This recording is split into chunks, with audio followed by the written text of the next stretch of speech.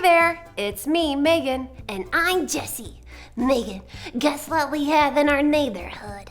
What? A fox. Sam and I are lurking on a fox trap. We want to trap the fox and keep it as a pet.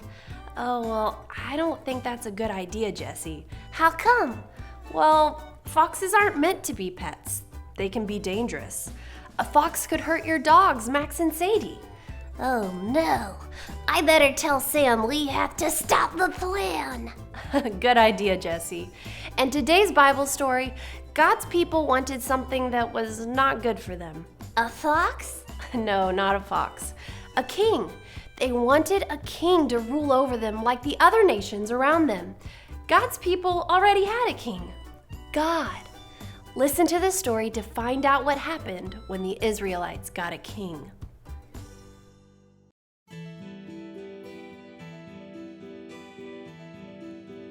Samuel was a judge in Israel.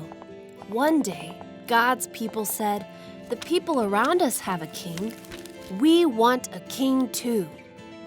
Samuel was not sure what to do, so he prayed. God said, "Give the people a king, but warn them what an earthly king can do." A king could make their sons serve in the army. A king could make their daughters work for him, or he could take away their land and servants. Still, the Israelites didn't care. "Give us a king," they said. God chose a man named Saul to be king.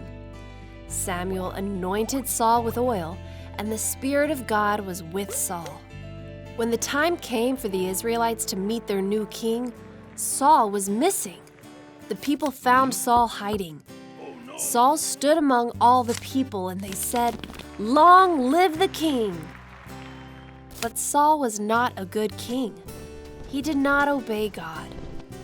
One day, Saul took an army to fight the Philistines, but the Philistines had more chariots, more horses, and more soldiers.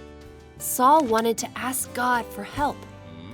Maybe if he made an offering to God, they would win the battle. But that was not a good idea. Only the priests were allowed to give offerings to God. Saul waited for Samuel to come, but Saul's soldiers started to leave.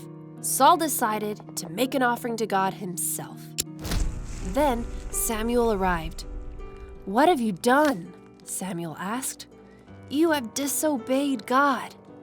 You will not be king much longer." Sometime later, the Israelites won a battle against the Amalekites. God told Saul to destroy everything, but Saul did not obey. He only destroyed things he didn't want. God told Samuel, "I am sorry that I made Saul king because he does not obey me."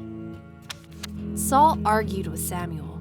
"I did obey God," he said. "I just saved the best animals to sacrifice to the Lord."